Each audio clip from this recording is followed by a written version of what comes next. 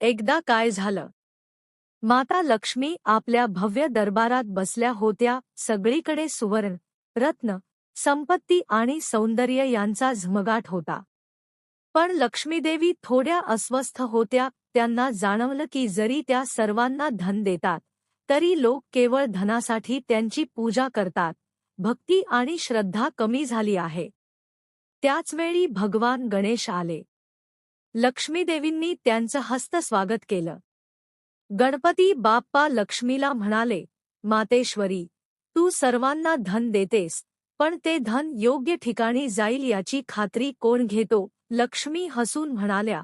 म्हणजे? गणपती म्हणाले, मी बुद्धी आणि विवेकाचा देव आहे.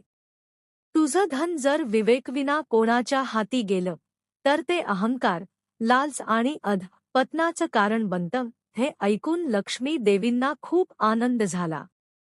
त्या म्हणाल्या, बाप्पा, तुझं म्हणणं अगदी खरं आहे. म्हणूनच पुढे जिथे माझी पूजा होईल, तिथे तुझीही पूजा करायला हवी.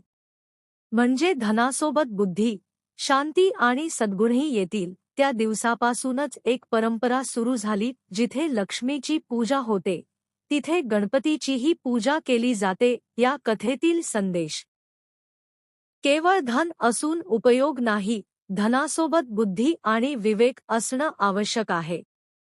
समृद्धी आणि शांती यांची खरी जोड म्हणजे लक्ष्मी आणि गणपतीचं संयुक्त पूजन. गर्वाशिवाय भक्ती आणि बुद्धीशिवाय संपत्ती अपूर्ण आहे.